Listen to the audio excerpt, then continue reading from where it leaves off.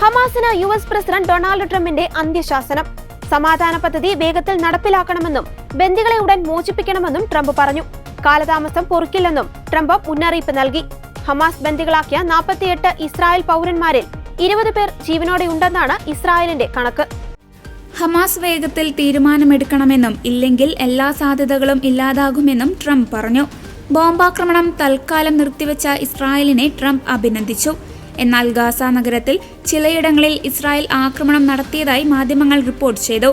Donald Trump മുന്നോട്ട് വെച്ച Gaza സമാധാന പദ്ധതിയിലെ ചില വ്യവസ്ഥകൾ അംഗീകരിച്ചതായി ഹമാസ് പ്രഖ്യാപിച്ചിട്ടുണ്ട്. പദ്ധതിയുടെ ആദ്യഘട്ടം നടപ്പാക്കാൻ ഒരുക്കം തുടങ്ങിയെന്ന് ഇസ്രായേൽ പ്രധാനമന്ത്രി ബെഞ്ചമിൻ നെതന്യാഹുവിന്റെ ഓഫീസ് അറിയിച്ചു. ഇതോടെ ചൊവ്വാഴ്ച 2 വർഷം തികയുന്ന ഗാസ യുദ്ധത്തിന് അന്ത്യമാകുമെന്ന പ്രതീക്ഷയിലാണ് ലോകം.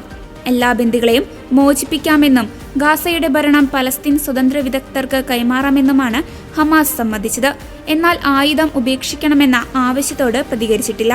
ഗാസയുടെ ഭാവിയിൽ തുടർന്നും പങ്കുണ്ടാകുമെന്ന് സൂചിപ്പിച്ച ഹമാസ് US പദ്ധതിയിലെ മറ്റു നിർദ്ദേശങ്ങൾ പലസ്തീൻ അറബ് വിശാല ചർച്ചയിലൂടെ തീരുമാനിക്കാമെന്നും നിർദ്ദേശിച്ചു.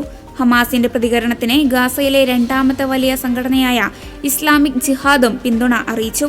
ഗാസയിലെ യുദ്ധം അവസാനിപ്പിക്കാൻ എല്ലാവരും വേഗത്തിൽ പ്രവർത്തിക്കണമെന്ന് നിർദ്ദേശിച്ച് US പ്രസിഡന്റ് ഡൊണാൾഡ് ട്രംപ്. സമാധാന പദ്ധതിയുടെ 1ാം ഘട്ടം ഈ ആഴ്ച നടപ്പിലാകുമെന്നും ട്രംപ് പറഞ്ഞു. സമയം വളരെ പ്രധാനപ്പെട്ടതാണെന്നും അല്ലെങ്കിൽ വലിയ രക്തച്ചൊരിച്ചിൽ ഉണ്ടാകും.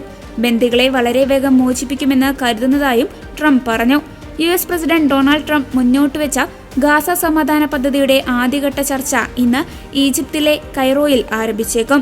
ബന്ദികളുടെയും പലസ്തീൻ തടവുകാരുടെയും കൈമാറ്റമാണ് മുഖ്യ ചർച്ചാ വിഷയം. അതേസമയം ഗാസയിൽ ഇസ്രായേൽ ടാങ്കുകൾ വീടുകൾ ഇടിച്ചു നിരത്തുന്നത് ഇന്നലെയും തുടർന്നു.